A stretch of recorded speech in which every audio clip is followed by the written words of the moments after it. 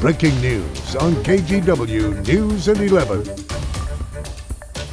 Good evening, everyone. That breaking news tonight. One person has died after a plane plummeted out of the sky this evening before sunset and crashed into a Newburgh home. The pictures here, they do take your breath away. An image from video recorded by a witness shows the final moments as that aircraft lost airspeed and from over 5,000 feet dropped to the ground. A warning tonight, we are not going to show you the moment of impact, but some of the video you're about to see is disturbing, but also significant as it helps us understand how this unraveled so quickly. Let's get right to Catherine Cook live in Newburgh tonight with the latest. Catherine.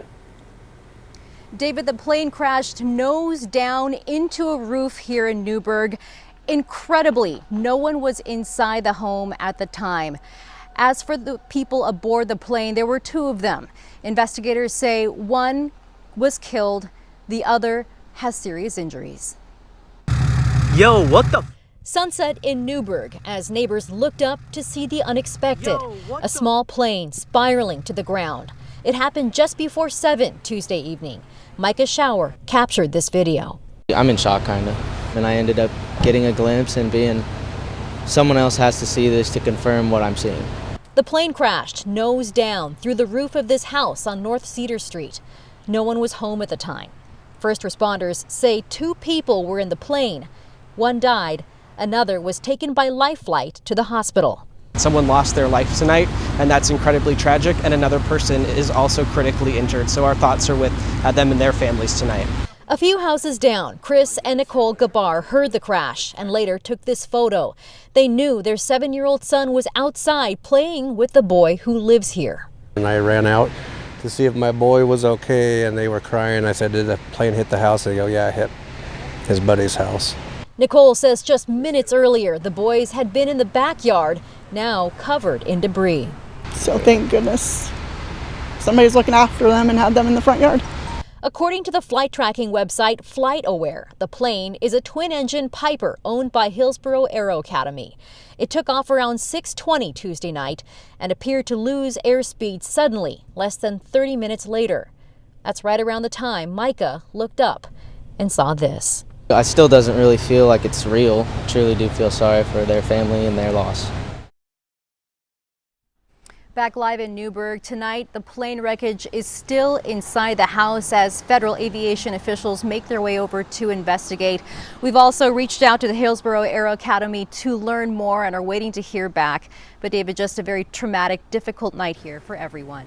Yeah, those images they're tough to watch. And Catherine, we really appreciate your reporting tonight. Thanks so much. I want to show some breaking news now out of Maryland, where at least 5 people at a college campus have been shot. This was at Morgan State University. That's a historically black college in Baltimore.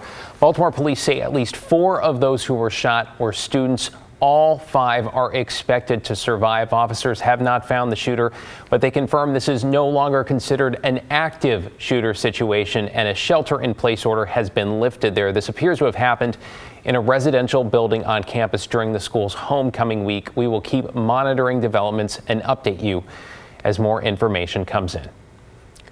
Well, we are learning new information tonight about what it took to put out a fire following a crash in Lake Oswego. 2 vehicles hit head-on on Highway 43 this morning. One driver has serious injuries. The other drivers are described as minor. Fire officials say one of the cars was an electric vehicle that caught fire after impact. And they talked to us about how the batteries in EVs generate a ton of heat when on fire and can take a whole lot of water to put out. This one, it just kept going. It just kept burning. When we got on scene, we had about 1,000 gallons on it pretty quickly, and it was still flaming after 1,000 gallons.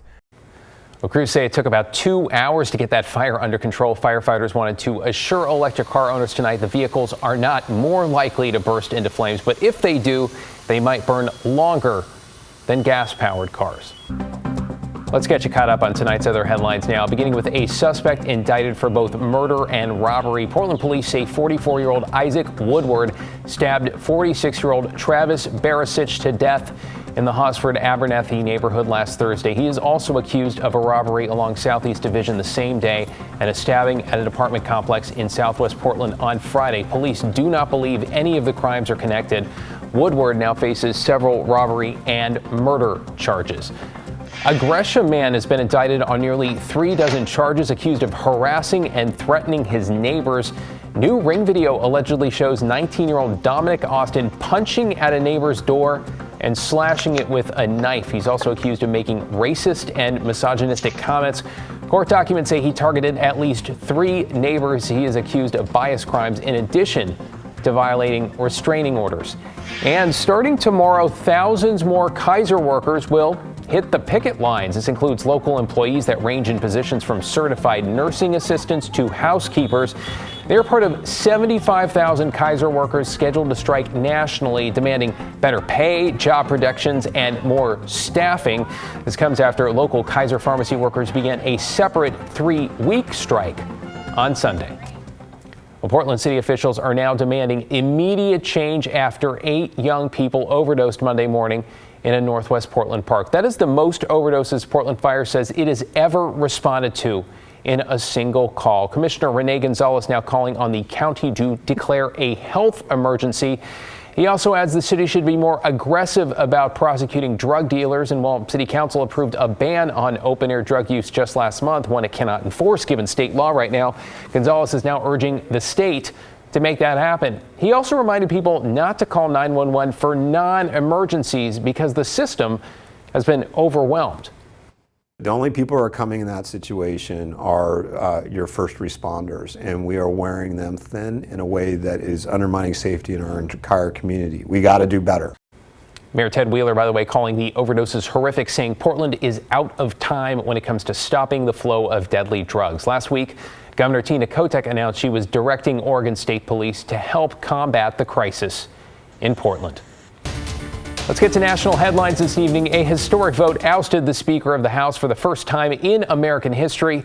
And now with a potential government shutdown some 40 days away and a caretaker now holding what was Kevin McCarthy's old job, members of both parties are expressing frustration and wondering what's next. NBC's Alice Barr with the latest. For the first time in U.S. history, a Speaker of the House voted off the job by 8 members of his own Republican Party, joined by all Democrats. The office of Speaker of the House of the United States House of Representatives is hereby declared vacant. A fraction of the far right ousting Kevin McCarthy after Florida Republican Matt Gaetz called for a vote. Chaos is Speaker McCarthy. Chaos is somebody who we cannot trust with their word. After months of threats, the hardliner moved to topple his own party's leader, accusing McCarthy of breaking promises to Republicans by working with Democrats to stave off a government shutdown. Doing the right thing isn't always easy, but it is necessary. I don't regret standing up for choosing governance over grievance. I believe I can continue to fight, maybe in a different manner. I will not run for Speaker again. The vast majority of Republicans backed McCarthy, slamming those who opposed him. It's disgusting. It's what's disgusting about Washington. It's selfish, bad for conservative policies, and bad for America. But with a razor-thin House majority, a handful of hard-right Republicans are all it took. And despite some last-minute lobbying, House Democrats chose not to save McCarthy. North Carolina Republican Patrick McHenry taking over as temporary Speaker. The chair declares the House in recess, subject to the call of the chair. As the search for a permanent replacement begins, with no one appearing eager to take on the challenging job. The political effects of this fight extend far beyond Capitol Hill. Asked today for their thoughts on the future of the speakership, both a White House spokesperson and former President Trump declined to comment. From Capitol Hill, Alice Barr, NBC News. And here's some of the reaction we are getting from local representatives. Democrat Marie Gluesenkamp-Perez of Washington, who voted to remove McCarthy, quote, "He has taken our country to the brink of a default and the brink of a shutdown because of his refusal to operate in a bipartisan manner. He's shown he'd rather be held hostage by a bunch of weirdos," again, these are her words, "than admit he cannot lead the people's house."